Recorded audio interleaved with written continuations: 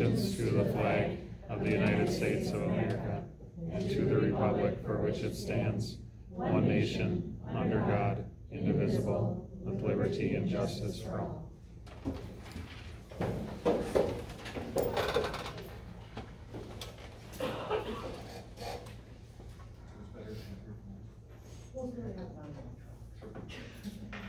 We will call the meeting to order with a roll call vote.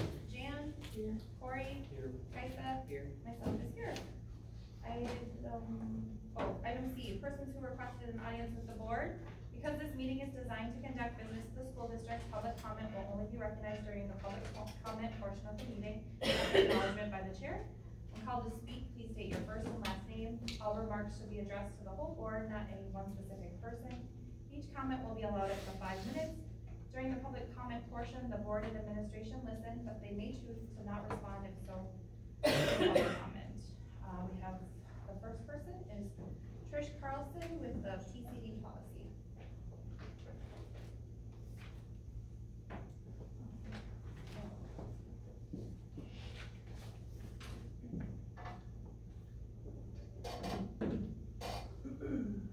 Hi, my name is Trish Carlson, and I'm here tonight to address the proposed personal communication device or PCD policy that is being considered by our district, and to share a few concerns that I have regarding it.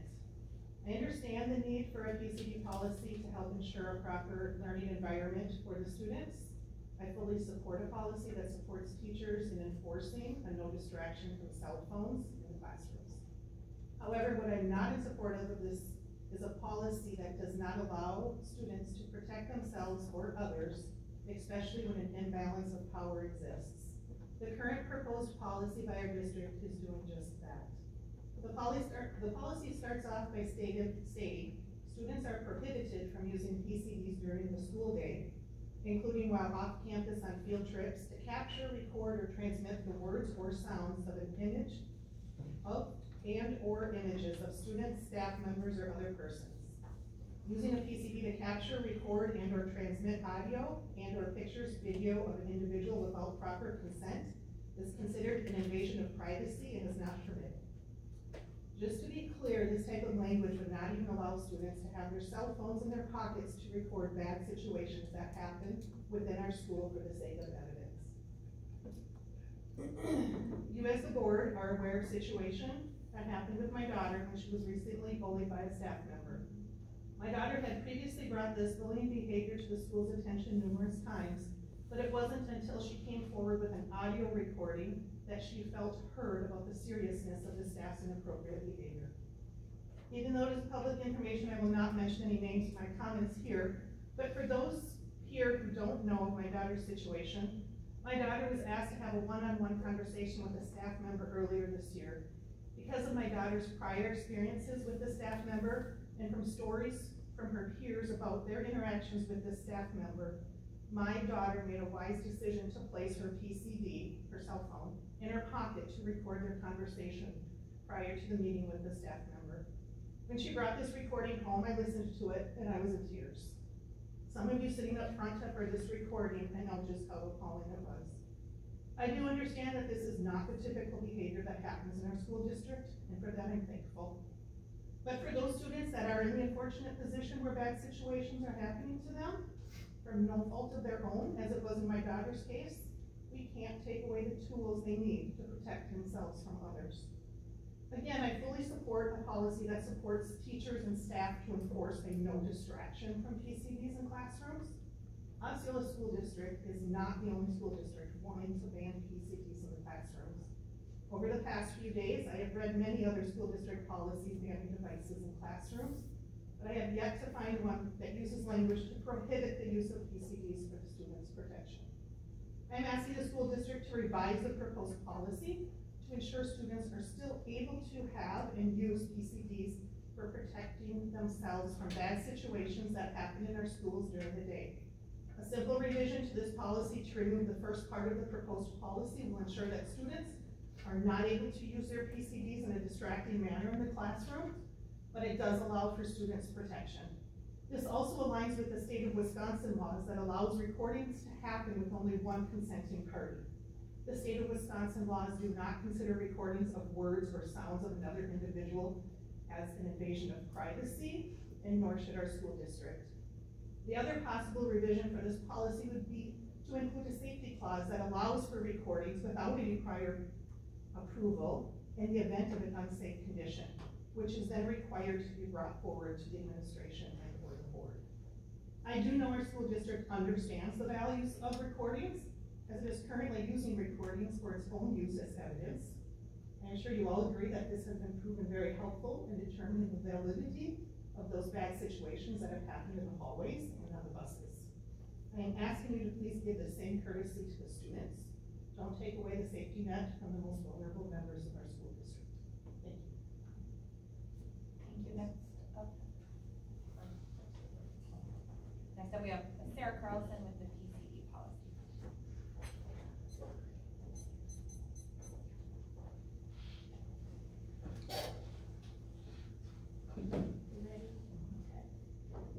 My name is Sarah Carlson, and I'm here tonight to also address the proposed personal communication devices policy that is being considered by our district.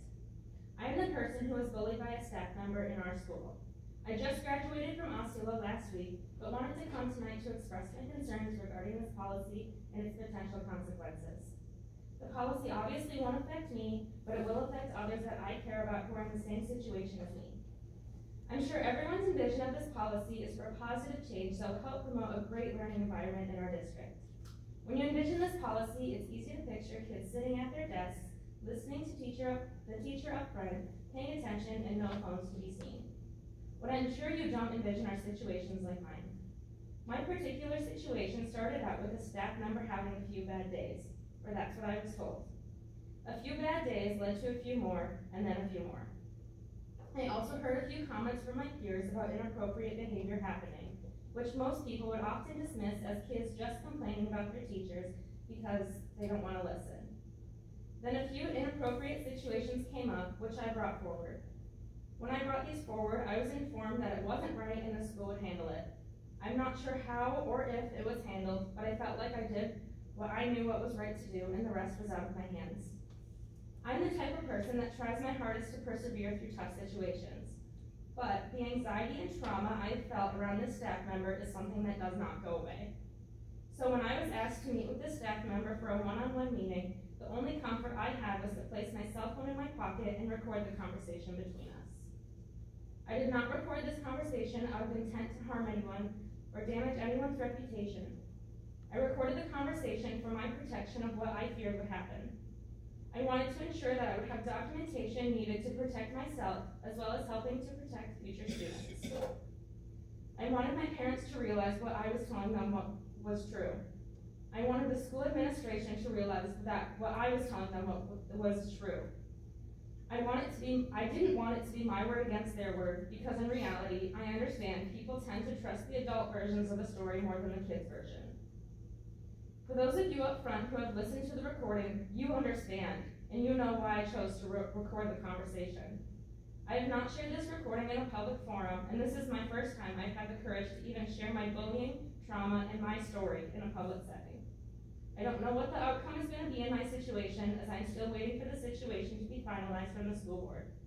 However, I am asking you to understand that this type of situation is real. It happened. It happened just this year. I was bullied by a staff member, and I continue to have trauma responses during that class. There are other students who are bullied by peers in our school. The school district is not immune to bad situations, so please make sure the students here have a sense of security and don't take away their ability to prove what they say is true. Thank you. All right, with that, we'll move on to the consent agenda.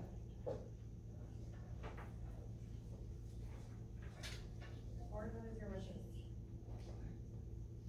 Motion to approve the consent agenda. Motion by Kaisa, is there a second? Second by Corey, any further discussion? Seeing none, all those in favor say aye. Opposed would be nay. That is approved. Item 3, improving our academic achievement and accountability through data-driven practices. The 2022-23 budget update. I had a pretty good chance to review it. Questions? There's nothing in there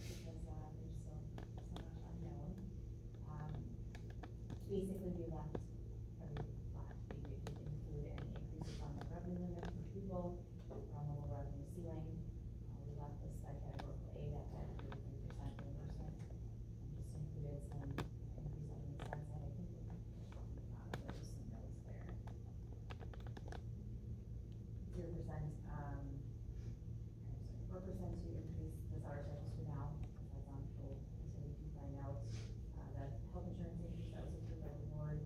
I have used a 4% increase on property values as recommended by Baird, 50% fuel and 5% utility. Anything extra that we could potentially get from the state, obviously, is going to just, quickly go on that revenue side and we'll offset it with some potential things that we haven't pulled for the budget in 23-24. Shannon, what did you do with the enrollment? The enrollment, I believe, I left flat on the regular member sheet. Yeah, I left it flat. Because it has Exactly the same as this year? I think maybe a slight different, when I say flat, nothing that's large enough to swing it either way, because it's a 3-year rolling average. So I think I may have reduced it. I can check my notes on what was left in there from Lynette's previous one before, but it was nothing that changed the actual 3-year rolling average when I say flat.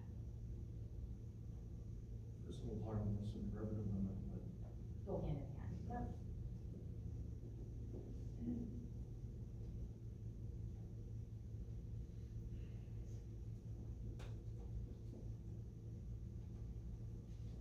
I haven't heard anything, say what will then, they keep saying July 1st, I don't think we've heard anything different, that's what I've heard. We'll see as soon as we get an update, obviously we'll bring an updated budget back to the board. Oh, they always say July 1st. They always say July 1st.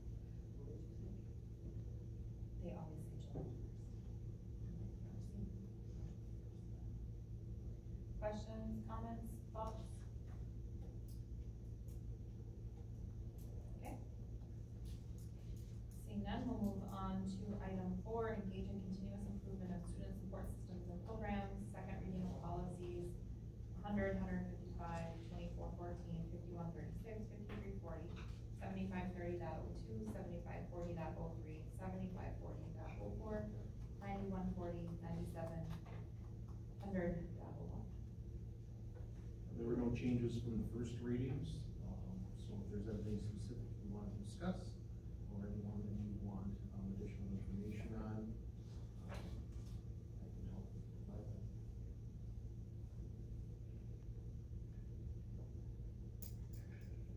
As far as 9140, which just happens to be the first one on my file here that I was looking at, the Citizens Advisory page. Are there any that you have in mind putting in place right away? Citizens Advisory Committee. Yeah, like any specific ones? Well, that would be discussion for the board and administration to discuss. Came to light for 2 reasons. One was for the uniform employment policy, and 2 was the discussion that we had at a committee meeting regarding having an advisory committee for considerations for buildings and for that information. Probably coincides with the capacity study, so once we have that available, certainly can put together, should the board so choose to do so, an advisory committee for that discussion about short and long term related to elementary and building needs.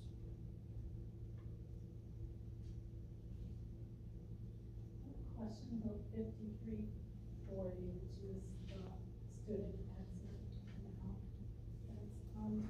It ends up being on the second page first. You said 5340, right? Yeah, so it has to do with concussions. So is there an error in that first sentence? The teacher or coach who suspects a student has been shall record has been, or should it read something else? So I think what it's saying is the student who has had a concussion shall report it on the forms there going forward. Okay, is that what it's trying to say? Right, it's saying some of the student has already been concussed. Concussion. Yeah. And actually, the policies that we have are reviewed by Neola's lawyers. So it's really very, if there's any grammar, they would normally correct it, but I believe that is correct. The only thing I would say perhaps for this policy is submit it to the building office. That's what my Adding, question was. yeah, adding building in. Building. Yeah, I'm doing the majority of that for, the middle school, high school, but there can be concussions on the playground and, in the gyms as well, so I would make a recommendation to get building office, to that portion.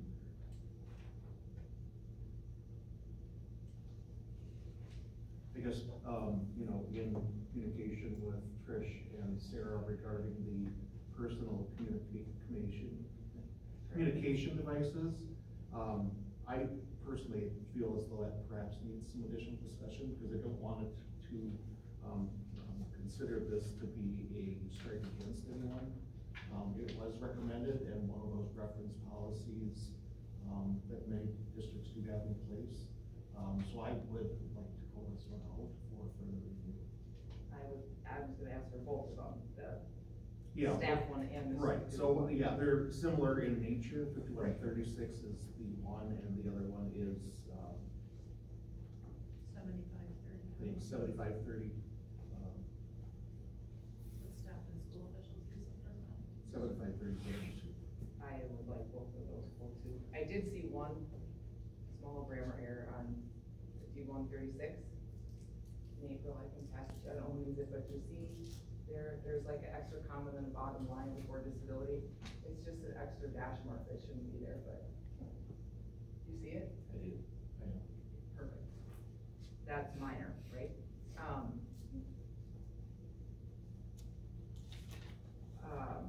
Yeah, I guess I'd like, I don't know if tonight is the night or not, but to discuss that more. Do we need to check one of these on the back? Or not? No, those are options. We don't need to decide which one, no? It was recommended not to take either. If you want to choose to take one of them, you can. You can take one. Okay. That was the first reason to say that. Um, You don't have to decide on that now, because we're going to pull that out, and I would likely have Chris from Neola help us out with the discussion of the policy. So I would be in support of pulling out 7530.02 and 5136 for the second readings. Yes. Do we need a motion for that or no? Okay.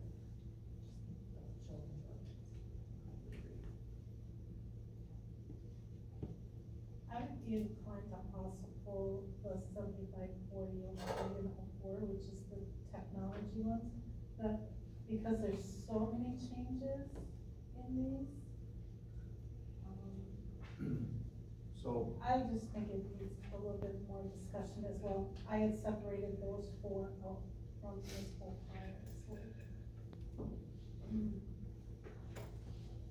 question on those? Hmm? May I clarify on those? Yeah, you can. So, okay, so these used to be RUPs that we do on an annual basis. And what we're doing is we're taking the language from our RUPs and putting it into policy. So therefore, we do not have to update and have everyone sign off on an RUP on an annual basis. This language has been reviewed several times and actually annually. So I don't know if the question that you have, Jan, is related because all of that is in green. The reason that is because it's all updated information from RUP into policy. And that one was easier just to kind of start fresh, so that's why we deleted everything and then added the Neola template and forgot what we used it for, so. It looks like a lot, but it's very similar in language, just worded differently, or rearranged.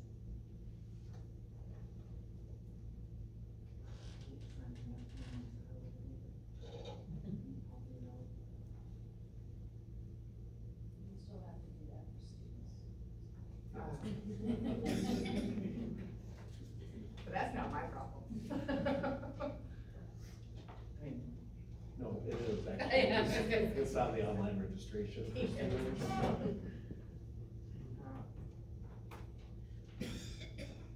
So, I mean, the student technology responsible use, the staff technology use, those are reviewed by myself, Neola, Becky, and Carly, and so it is matter of fact of the information that we put there.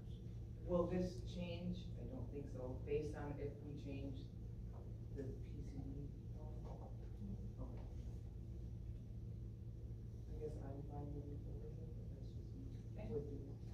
I'm not opposed to it. Jan, does that explanation help with the 75/40s? Well, did these also come about from when you had someone here, like a couple months ago, talking with staff and everything about the whole social media and No, that isn't tied into this? it's not, no. It's a requirement for, student and staff safety, as required by state law. You can move with the technology, if the other ones, I certainly want to keep on.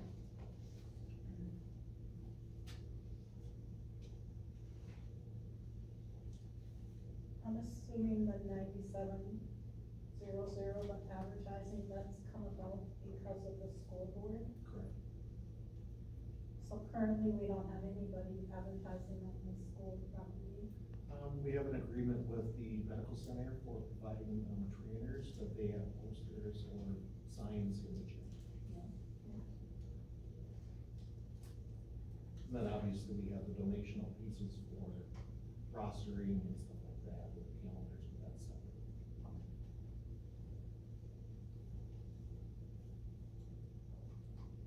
Alright, My recommendation for the motion then would be to call out each individual number for second readings. okay.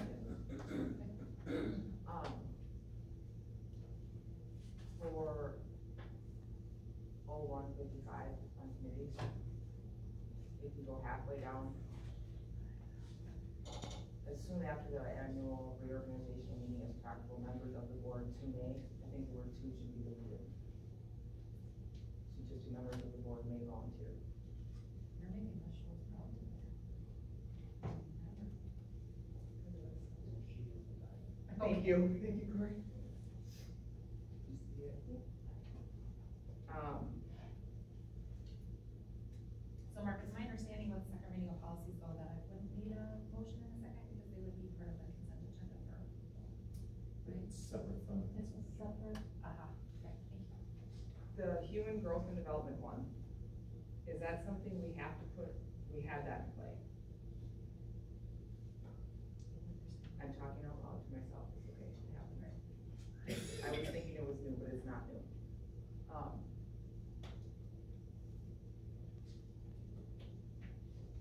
Green is new language. Do we have to develop an advisory committee, or is this something that we talked about, we have to? In accordance with Wisconsin statute, right? Yeah, it's right there. Yeah, good point.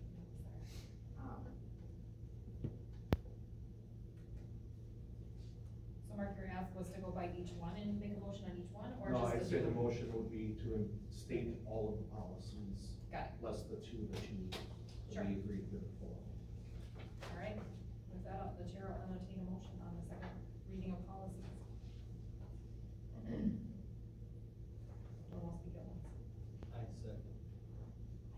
I didn't make a motion. I thought you took them. No. I'll make the motion that we approve all the policies listed except for, 7540.0, no, 5136. Yeah. 7530.02. those two, except for those two. All right, there's a I'll motion second. by Jan, there's a Or did second, Corey already say? there's a second by You made a motion, though. You did second, but second. Okay, I got it. You got it. Any further discussion on the policies? If not, all those in favor say aye. Aye. Opposed would be nay. That is approved. Item 4B, WASBO video explainer, school funding and state budget. Yeah, I added this in for, communication and discussion. The Wisconsin Association of School Board Officials, have put together video explainers, and the first one was put together is called on school funding. There's a link there, for the public to review it.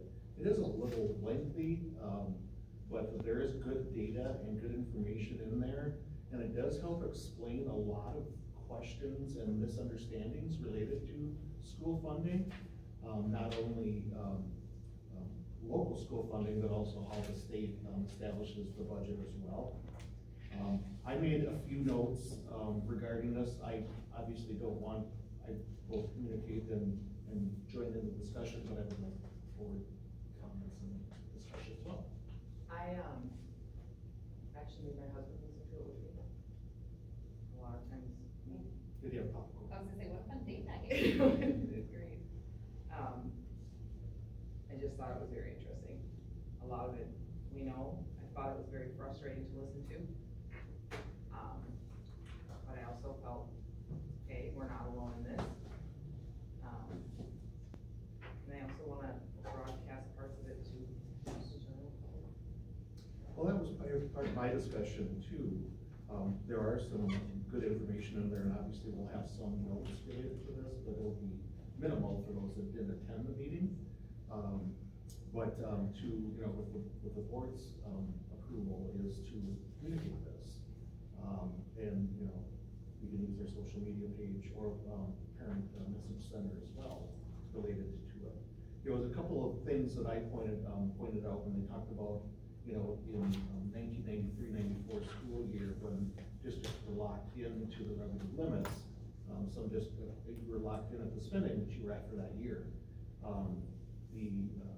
The map that shows the changes, you can see Osceola is in the red here, so we were a low spending district at the time. They're penalized. Well, it continued to be that way, and then yes, with the referendum comment for that too. There, the research language on the bottom of the page and the comparable revenue on the DPI website will show the low spending districts for the 22-23 school year. The average at the state is 11,888, and Osceola is at 11,120. But I thought it was quite interesting that the lowest one, Blair Taylor, was at $10,006, and the highest was over $26,000. So it varies significantly from district to district based on where they were at. If you looked at the 22-23 school year, the revenue per limit member for Osceola, we're 195th of 421 schools. We are lower than 17 of the 39 school districts in CISA 11. And it does have an impact. And that, as I stated, is something that should be a discussional point, but not something that is really that interesting for many to take on, solely because it could have negative impacts on people within some of the districts as well. The other points that I thought were interesting is the no inflationary increases over time that we haven't seen since the revenue limits were put into play. Is it Ann Chapman, is that her name? Also talked about the ESSER cliff, which is coming up for us after the 24 school year.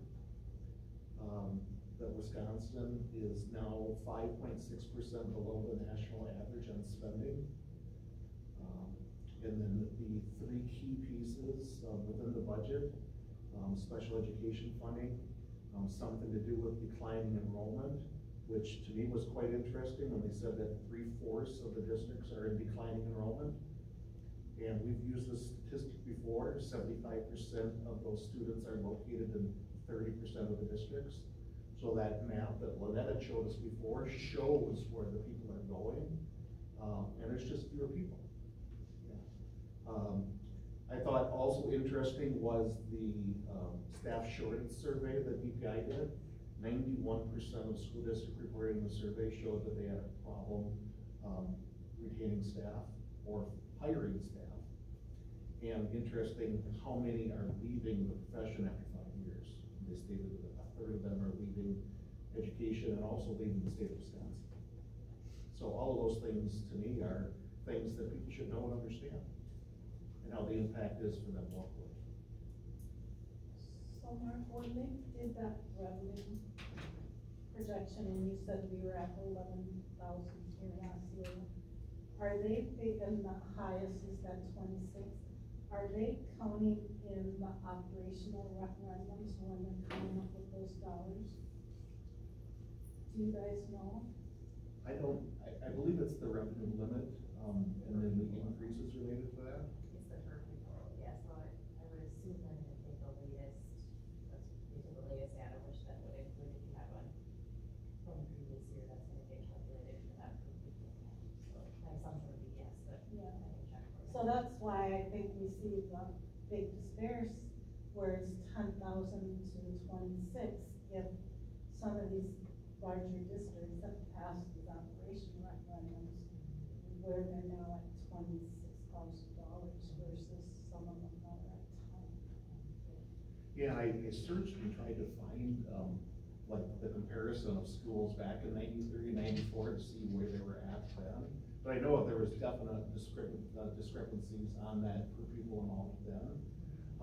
For operational, though, I believe it would just have to be recurring referendums, because non-recurring referendums would just come on and come off, so we won't be building any of that base.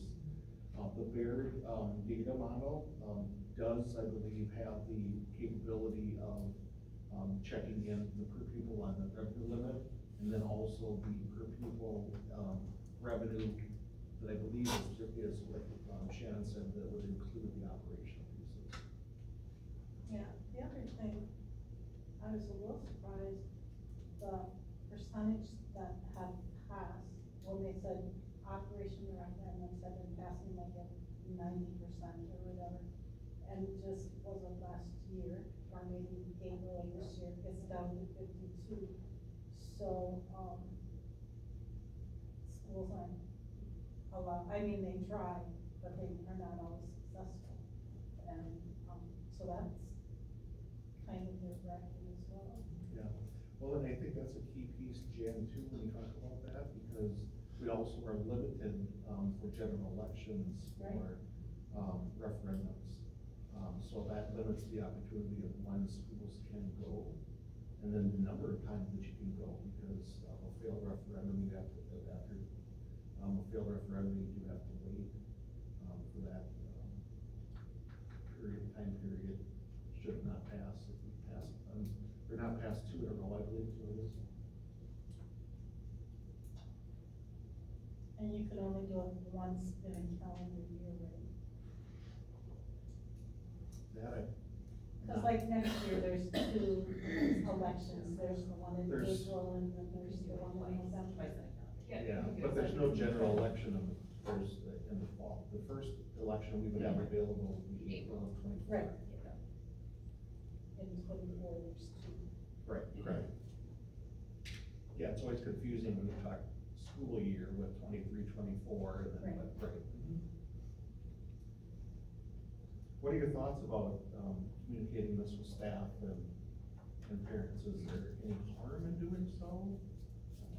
It may reach some people may just hit late, but at least we're getting additional information out that perhaps people aren't privy to.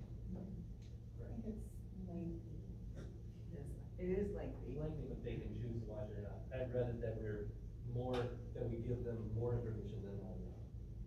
So it's up to them if they want to see it, but I think it's, I know that we have a public that is very invested in what happens with their district, whether it's spending money or not spending money or whatever. I think that both sides of that argument could benefit from seeing this, and both sides could get better understanding of some of the stuff. I'd be in favor of it.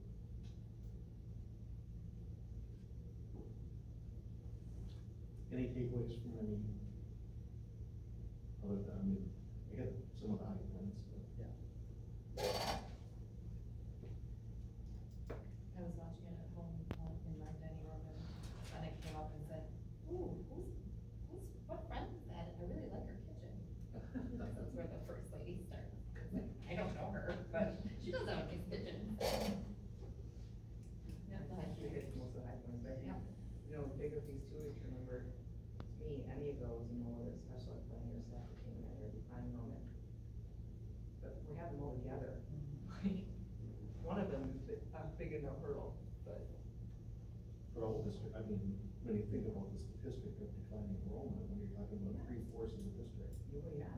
we have the trifecta that all the districts do as well, because they have special education transfers for Fund 10 as well. So what I'll do is, we'll prepare something, but I'll send it to the board for review first before it goes out to staff. Thank you. It'd be nice if you could break up and show somehow, but I don't know how to do that. And, WASCO has no objections to, or objection to sharing it, they encourage it. Okay, yeah, oh, perfect, okay. They encourage it, actually, in the video. Yeah. I just think we start putting on social media stuff, the popular, yeah. Anything else on this one? Thanks, Mark, so we're gonna have to our attention, Shannon, I'm sure you too. All right, we'll move on to item 5, aligning and developing our facilities to best meet educational safety and security goals. 5A is building projects update. I see one of them. Good evening, everyone. So the first item is going to be to introduce Andrew Johnson, my replacement. Andrew started Monday, and we've been working together. He's had, and I think I'll speak for you, Andrew, a very busy schedule the first few days, meeting our admin team, our director team, and just touring the buildings. We've got a good transition plan in place, and we're working through that. So, welcome, Andrew. This will be my last official meeting. I may come back and voice my opinion, but it'll give the taxpayer. First thing, Shannon and I reviewed the referendum budget. It appears that all referendum funds will be spent by June 22nd with the projects that are currently scheduled. Heartland is in the buildings completing their work on the door access project, and they're also getting time to work on our bait project. So they're in our buildings right now. They can see them around quite a bit. April and I had talked to Mark about our facility use software. If anyone has ever scheduled facility use, you know that it's quite cumbersome to use on both the public's end and our end. Very cumbersome to use and very time consuming. We looked at this, it's gotta be almost 8 years ago, that we started looking at a facility use form online. We developed our own, so we didn't want to pay the money to a software company. It seems like it was really expensive at the time. So we developed our own, have used it, and successfully for quite a few years. But it's time we need to do something better to give the public better information, a better calendar to look at to see what buildings are open, and just to streamline the project. And actually the price is lower than we were quoted through a different company 8 years ago. So good for us. But I know April and I are really excited about this. Andrew will be when he gets his feet wet. And we hope to have that completed by July. Yeah. So you'll see a new software facility use. And then part of that, facility usage fee schedule, April and I were talking that it's been since 2019 that we updated our facility use fees. We have one of the double columns. So in 2019, the board updated fees, and we looked at the whole fee schedule. We updated them at that time. I'd done a survey of our middle border conference schools, and we compared ourselves to them where we're at. And what we did was I looked at that data at that time, and we're real comparable to all those schools. A couple of them were a little bit higher in a couple areas, a little bit lower in a couple areas. And so then I thought, it's been a few years, cost of inflation has gone up quite a bit. So we adjusted fees really, not a lot, if you want me to share that with you, or do you find it? I have it, it's got it. No problem. Don't be the pressure. I can do what I want now.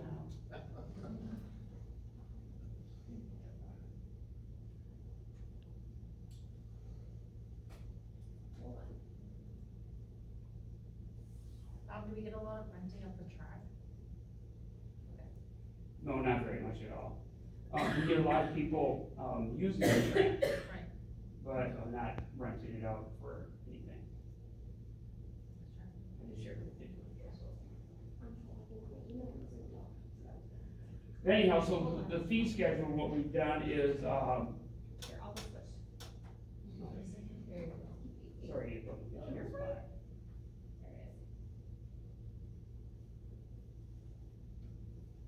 is. And board may have that information? Oh, sorry, I could talk right through it, so. Anyhow, what we've done is I've increase the fees, just like $5 per category in a lot of them, just because, like I said, we were real comparable to other districts. I'm not sure how much they've raised them, I didn't take the time to do a survey, but I raised the fees a little bit, and then we changed some of them to, a proposed fee for an all-day fee for like our athletic, complex, concession stand and bathrooms. Where that comes into play is we have weekend soccer matches down there and youth football. If they wanna use our concession stand bathrooms, they need to pay a fee for us at least to clean them. But it's very minimal, increases, and we'd like to move forward with that.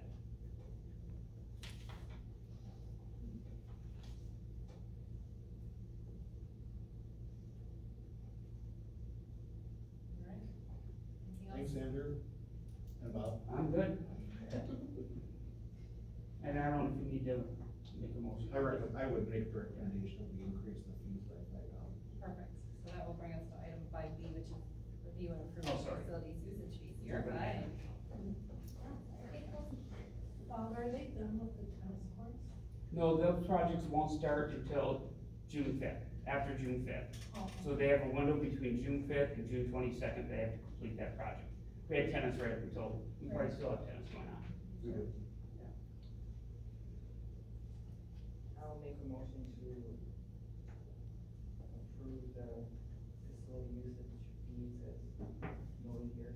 All right, motion by Tyson. Second by Jan, any further discussion? Seeing none, all those in favor say aye. Opposed or abstaining, that is approved. Food service annual report. Should I come up, or can I sit here, or should I be? You can sit there. Can I sit there? Okay, I'll talk about it. Just relax a little bit. Okay.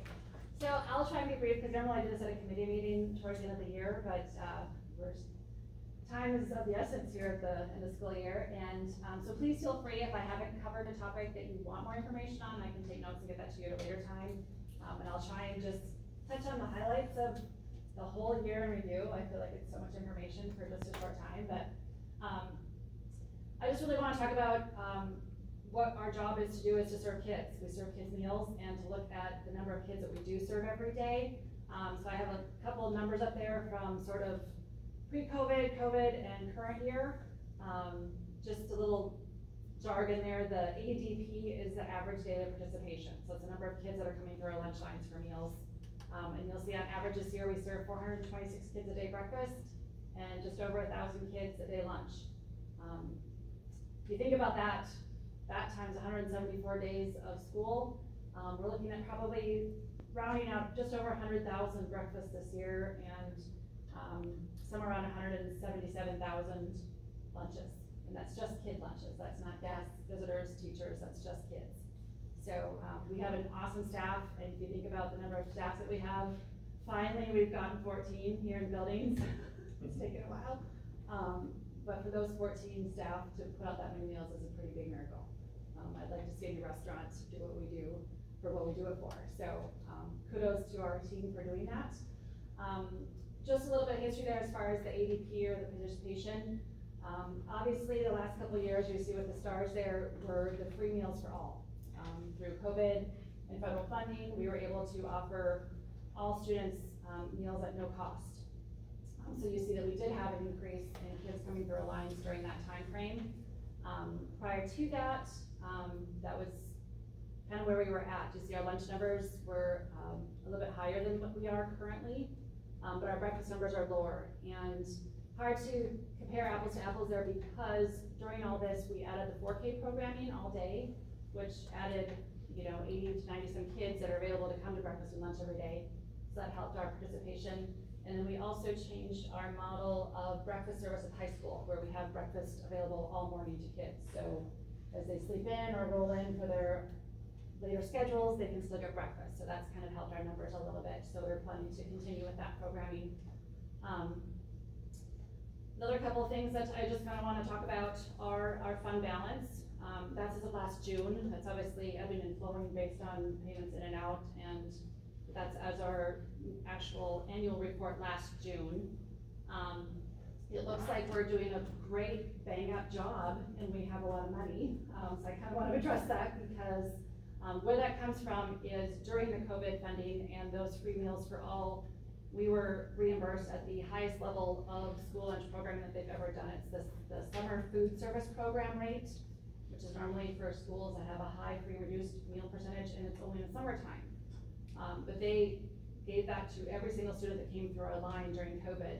We received that reimbursement rate. So I have those there of what those were per meal: $2.60 for breakfast, $4.56 for lunch.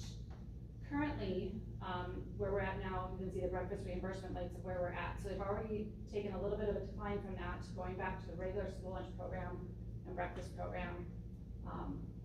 And coming forward, we've all just discussed in Fund 10 and other things, is additional cuts from the USDA for our programming and funding back to pre-COVID level funding.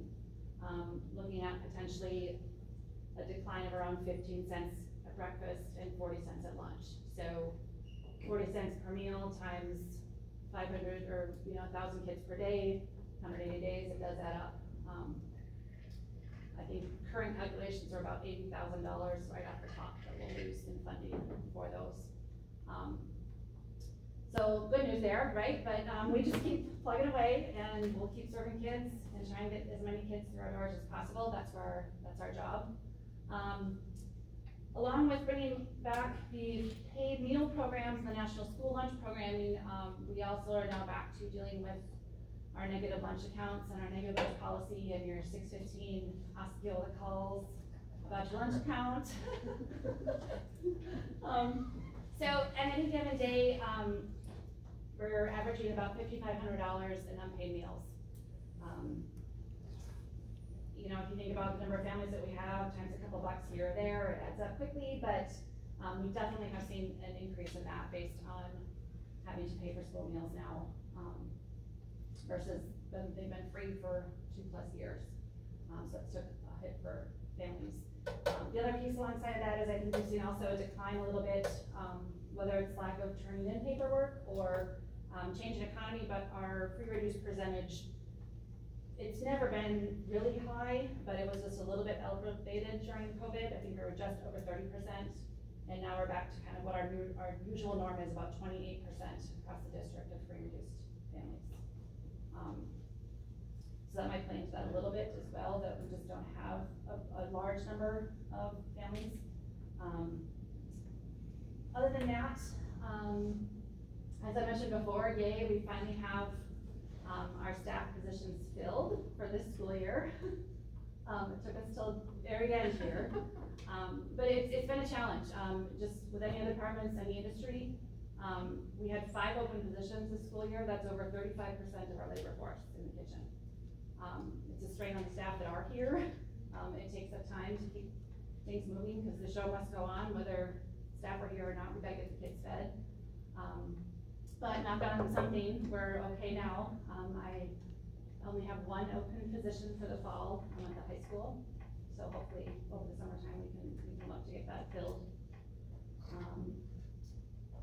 Equipment, we did use a little bit of our funding to replace some items that were non-functioning or that we needed for aging in place. Some warming carts to increase production and help when we have those staffing shortages and we have to pre-cook and warm for a bit. Some utility carts, things like that.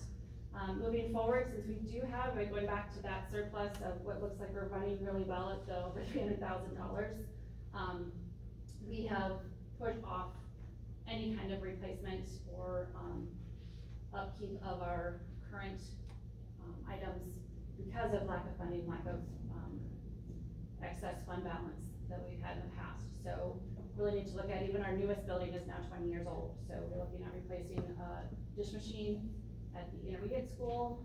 We've talked in previous meetings about our walk-in freezer situation at the high school, almost to the point of not being able to function a closed door.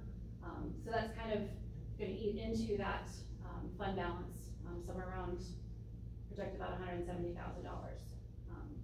Looking at the lack of reimbursement and the decline from USDA, that fund balance, it looks like it's a great one, but really looking at where we are looking at the decline in funding, that would really be a 2-year pad. Like within 2 years, that would be gone. And then in overall, we're kind of the business that involves in the business, so If business is great for us, that's great, but if it doesn't go great, because we operate within the school system, Fund 10 has to kind of bail us out. So, you know, it would continue to ebb into that budget as well, another hit. But overall, you know, I think all things considered, staff are doing a great job. I'm happy with the participation. We had it kind of projected about a 30% decline. That's about the increase that we had when we were offering free meals to all. So we kind of expected once that free meal went away, we would lose that. And we did kind of lose that at breakfast, even with those additional programmings that we had. The lunch stayed about where it was. We were down maybe about 10, 11%. So that was a positive. The other positive is because we have that fund balance, there's a lot of paperwork on a paid lunch equity piece that we don't have to raise meal prices. We'll talk about that the next agenda item. But we don't have to if we feel like that's something we don't want to do. That's kind of it for the annual review. Want me to pause and ask questions before I move into the increased meal price situation? Question.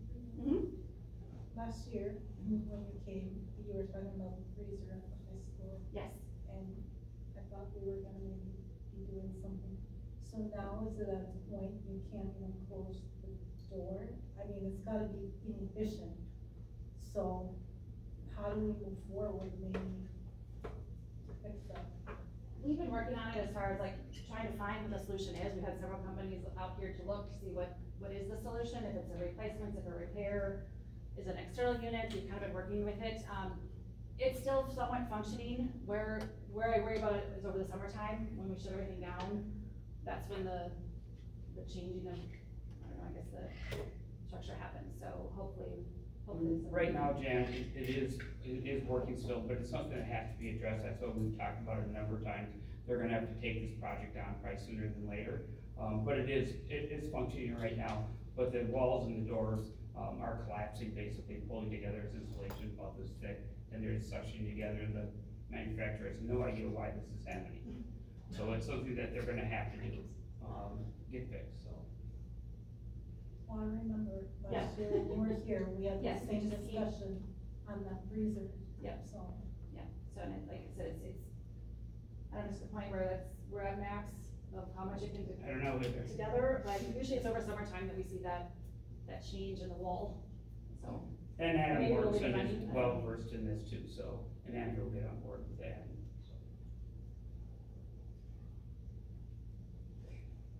So is the dishwasher at the intermediate school a done deal? You're gonna go ahead with that, or? Yes. Yeah.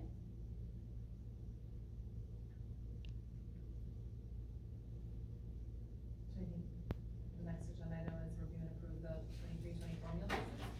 Yes. Any questions? Okay. So what I did this year, usually I just have current year and proposed prices for next year.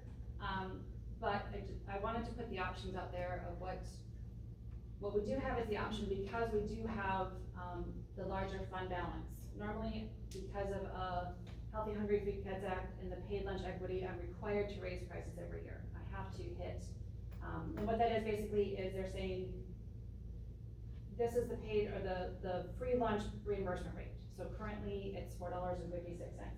We have to hit that with our paid lunch pricing. Otherwise, they feel we're using free lunch money to offset paid lunches. So until that's equitable, we have to continue to raise prices.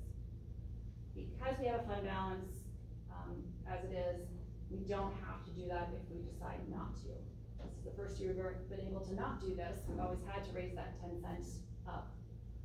But because of that, some school districts are using that fund balance to offset any losses that they would have from funding for their lunch pricing, if that makes sense. So, I have what we have currently for meal pricing. Two options would be to slightly raise the meal pricing, 5 cents across the board. The other option would be to continue to raise it, that requirement that we have annually for 10 cents across the board. But another option would be to just do it for lunch and not for breakfast. A couple of those options, the reason those are up there. The more I raise prices, usually the less participation we have. When we had that lower percentage of free reduce, it just happens to do that household threshold. It was just too much for families, especially with multiple children. Our goal is to feed kids and feed as many kids as we can. So by continuing to raise prices and leave kids out, that's not exactly what we want to do. However, we also have to meet budget and meet increased costs. So that's kind of double-edged sword we're leaning from. I'd like to not raise breakfast prices just because that is an important meal for kids, and the more we can get in that way, that if we can limit those dollars to where we're at, I still feel like we could get the maximum number of kids to the door for that. The other piece is we're sitting pretty this year as far as not having to meet that 10-cent requirement, but then moving forward, we're going to be behind schedule and have to continue to raise prices and be further in that gap of continuing to meet that paid lunch equity. So the pricing in blue is what we call our non-reimbursable meals, our non-program meals. That number comes from a calculation that I have to set a certain threshold of our maximum paid meal price plus a couple other calculations, that's a minimum that I can charge. If I don't set that dollar amount higher than what this calculation is, they won't approve our contract. So I know that's happened to us before, that I said we want to just charge $2 for breakfast, and they said no, you have to charge at least this much. So regardless of which pricing increase you'd approve, I would still need to set that adult guest or that non-reimbursable meal up to meet that threshold.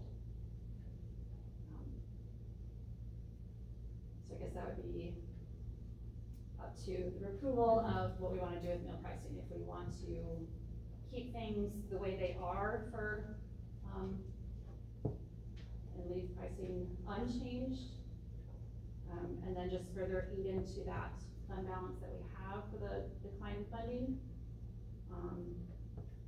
slightly raise it, or continue to raise the 10-cent requirement that we have annually. I have a couple thoughts. Yes. I was over here doing math on the expenditures, the fund. I mean, if you said about 80,000, so I went 90,000, that would only leave us about 62,000 next year. So if you decrease, participation, it's that turnabout, right? So, my first instinct was to just keep breakfast the same. I agree with you on that one, and I think I could go with either the 5-cent or the 10-cent. I know we typically usually do the 10-cent. Is there, and maybe it was on that last slide, the equity piece, we're trying to get to what? That was what I didn't remember. We're just, we're tracking the national average, or what number was it that we were?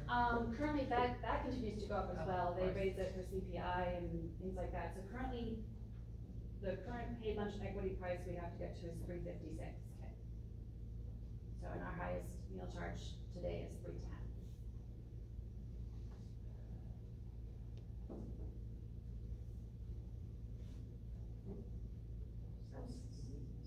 Susan, what is maybe the average cost, your core cost for a meal or breakfast? As the cost of food has gone up, I'm sure it's different now than it was in September. Yes. So what is your average cost for a meal? The best way I can quantify that is I do have to submit an annual report to DPI. And basically what that does is it takes all of our expenditures, labor, equipment, technology, everything, and takes it divided by the number of meals that we serve.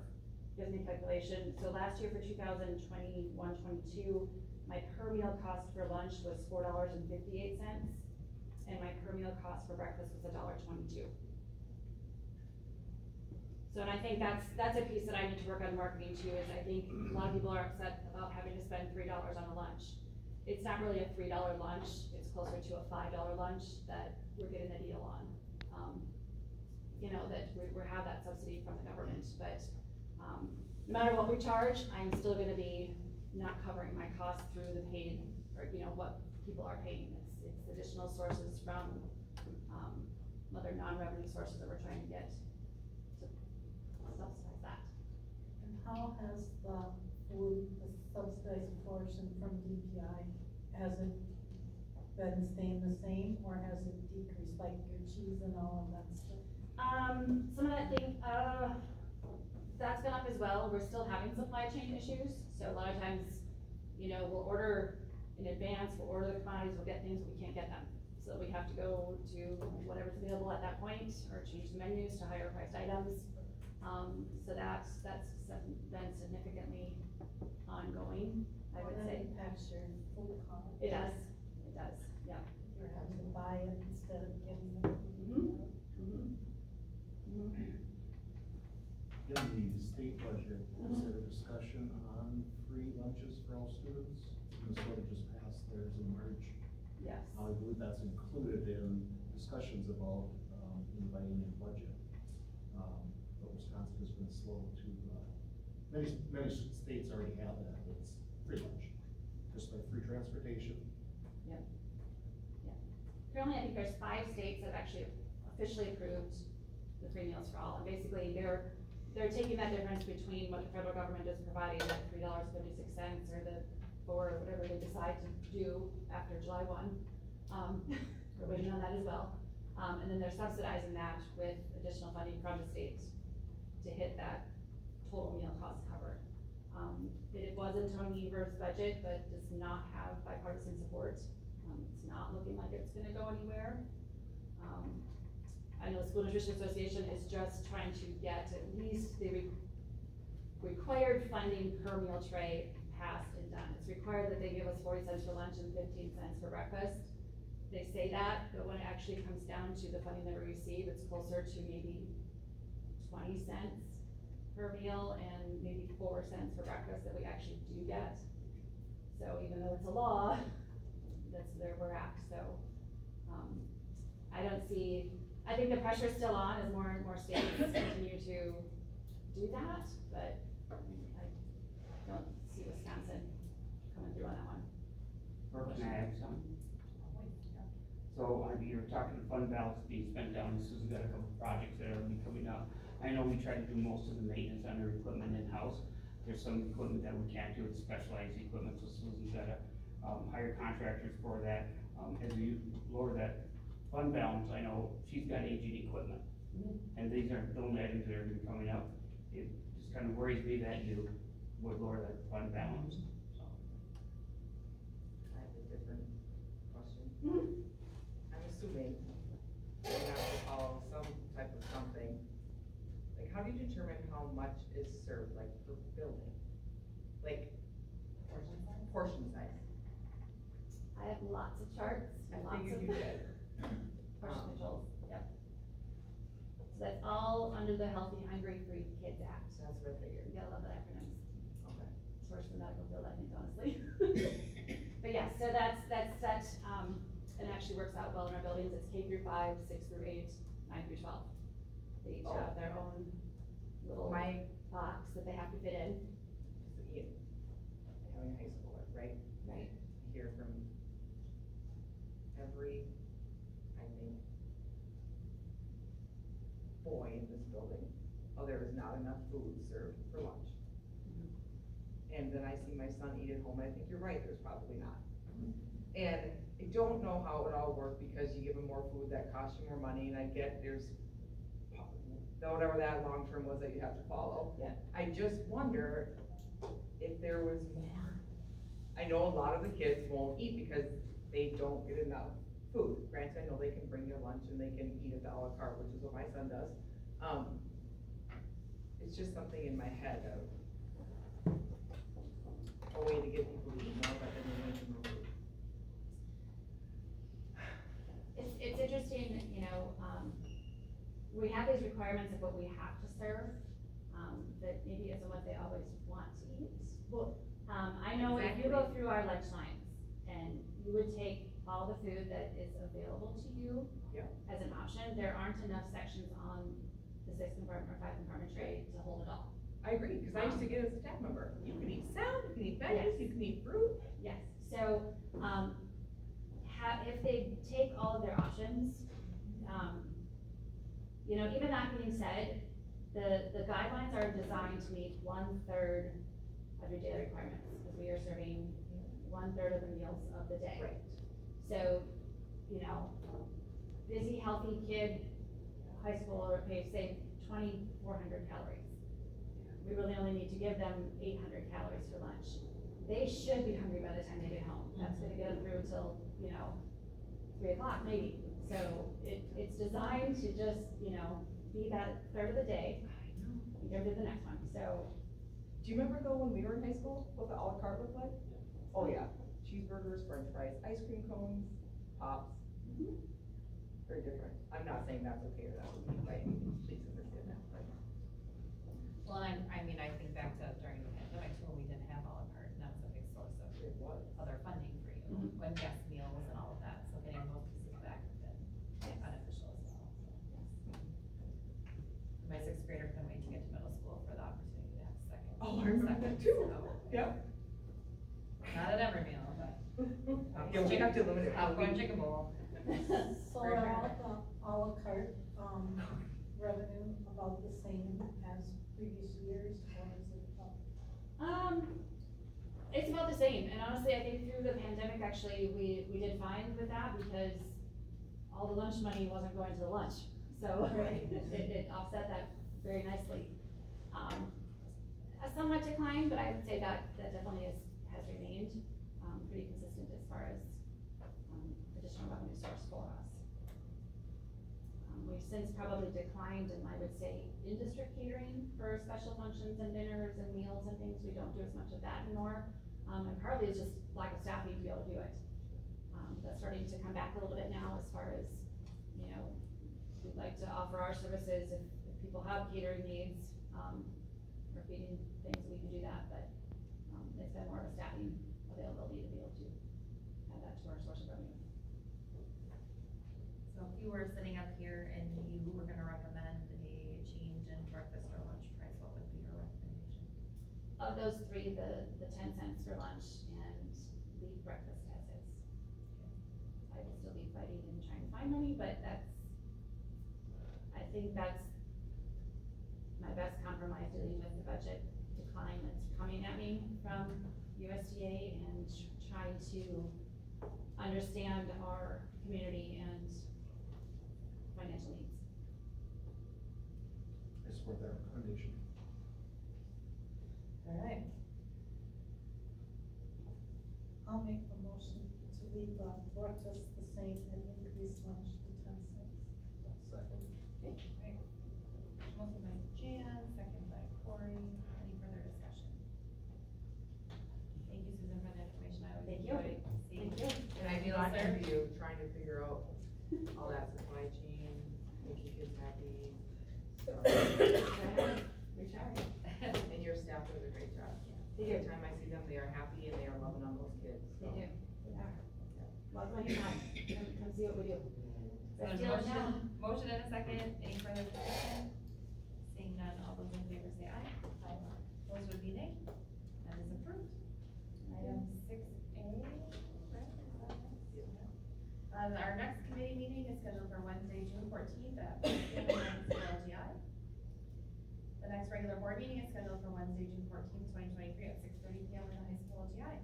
With that, I would entertain a motion to adjourn to executive session pursuant to Wisconsin State Statute 1985 1C concerning the employment, promotion, compensation, or performance evaluation data of any public employee over which the governmental body has jurisdiction or exercises responsibilities for individual company.